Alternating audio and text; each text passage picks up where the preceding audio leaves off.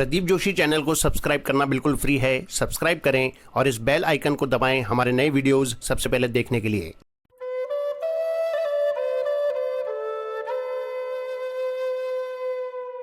स्वामी रामसुखदास जी महाराज को शत शत नमन।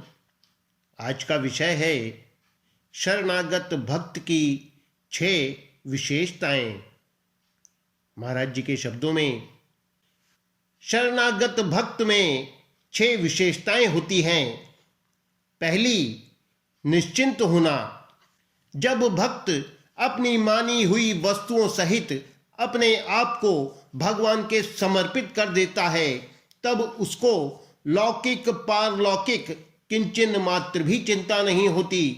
अर्थात अभी जीवन निर्वाह कैसे होगा, कहाँ रहना होगा, मेरी क्या दशा होगी, क्या गति होगी आदि चिंताएं बिल्कुल नहीं रहती। भगवान के शरण होने पर शरणागत भक्त में यह एक बात आती है कि अगर मेरा जीवन प्रभु के लायक सुंदर और शुद्ध नहीं बना तो भक्तों की बात मेरे आचरण में कहाँ आई, अर्थात नहीं आई, क्योंकि मेरी वृत्तियां ठीक नहीं रहती।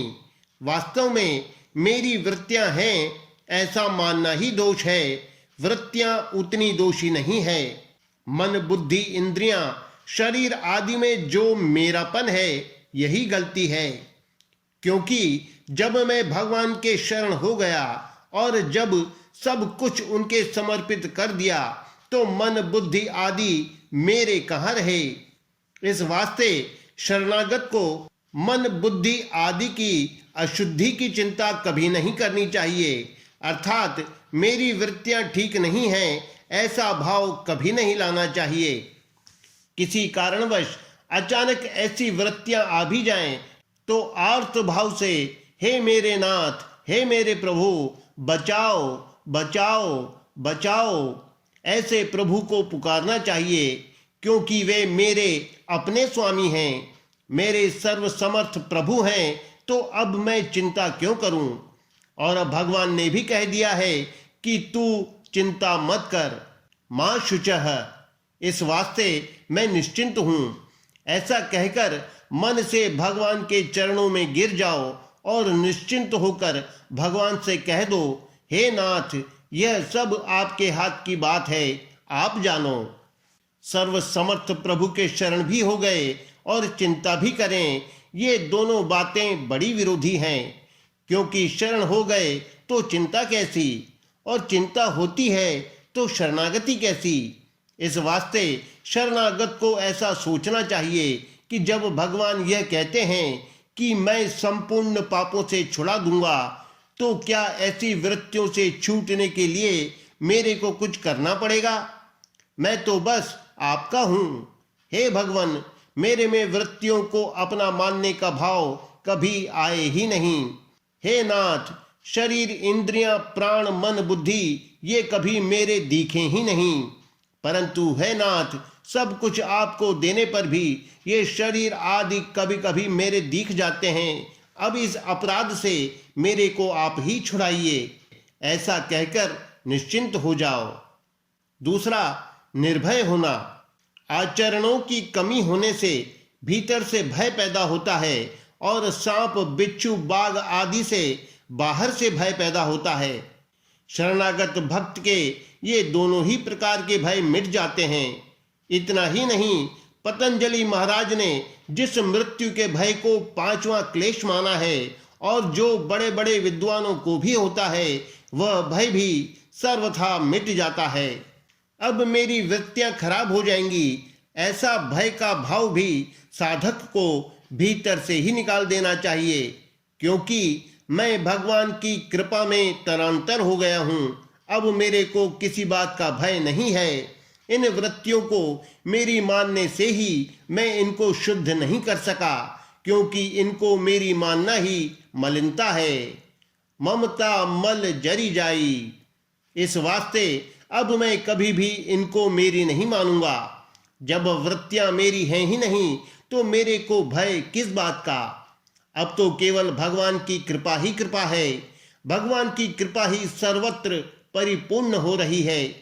यह बड़ी खुशी की, बड़ी प्रसन्नता की बात है। लोग ऐसी शंका करते हैं कि भगवान के शरण होकर उनका भजन करने से तो द्वैत हो जाएगा, अर्थात भगवान और भक्त ये दो हो जाएंगे और दूसरे से भय होता है। द्वितीया द्वय भयम भवति।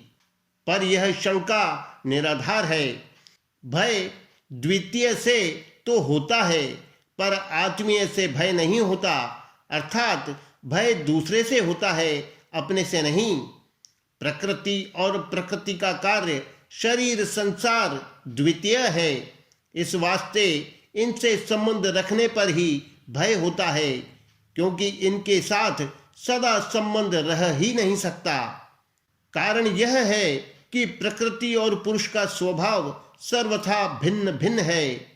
जैसे एक जड़ है और एक चेतन, एक विकारी है और एक निर्विकार, एक परिवर्तनशील है और एक अपरिवर्तनशील, एक प्रकाश्य है और एक प्रकाशक इत्यादि। भगवान द्वितीय नहीं है, वे तो आत्मीय हैं, क्योंकि जीव उनका सनातन अंश है, उनका स्वरूप है। इस वास्ते भगवान के शरण होने पर उनसे भय कैसे हो सकता है? प्रत्युत उनके शरण होने पर मनुष्य सदा के लिए अभय हो जाता है। स्थूल दृष्टि से देखा जाए तो बच्चे को माँ से दूर रहने पर तो भय होता है, पर माँ की गोदी में चले जाने पर उसका भय मिट जाता है, क्योंकि माँ उसकी अपनी है। भगवान का भक्त इससे भी विलक्षण होता है, कारण कि बच्चे और माँ में तो भेदभाव दिखता है, पर भक्त और भगवान में भेदभाव संभव ही नहीं है। तीसरी, निःशोक होना। जो बात बीत चुकी है उसको लेकर शोक होता है। बीती हुई बात को लेकर शोक करना बड़ी भारी भूल है, क्योंकि जो हुआ है वह अवश्यंभावी था और जो नहीं होने वाला है वह कभी हो ही नहीं सकता, तथा अभी जो हो रहा है वह ठीक ठीक अर्थात वास्तविक होने वाला ही हो रहा है। फिर उसमें शोक करने की कोई बात ही नहीं है। प्रभु के इस मंगलमय विधान को जानकर शरणागत भक्त सदा निःशोक रहता है, शोक उसके पास कभी आता ही नहीं। चौथी, निशंक होना। भगवान के संबंध में कभी यह संदेह न करें कि मैं भगवान का हुआ या नहीं, भगवान ने मुझे स्वीकार किया या नहीं। प्रत्युत इस बात को देखें कि मैं तो अनादिकाल से भगवान का ही था, भगवान का ही हूँ और आगे भी सदा भगवान का ही रहूँगा।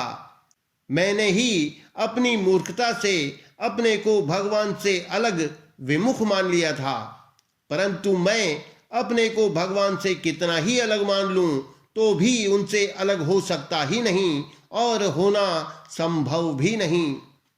अगर मैं भगवान से अलग होना भी चाहूं तो भी अलग कैसे हो सकता हूं, क्योंकि भगवान ने कहा है कि यह जीव मेरा ही अंश है, मम एव अंशः।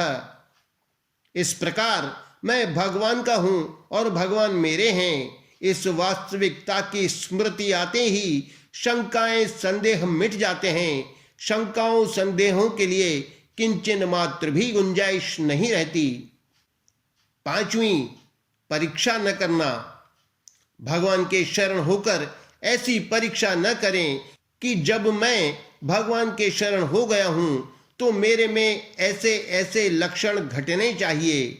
यदि ऐसे ऐसे लक्षण मेरे में नहीं हैं तो मैं भगवान के शरण कहाँ हुआ। प्रत्युत अद्वेष्टा आदि गुणों की अपने में कमी दिखे तो आश्चर्य करे कि मेरे में यह कमी कैसे रह गई। ऐसा भाव आते ही यह कमी नहीं रहेगी, कमी मिट जाएगी।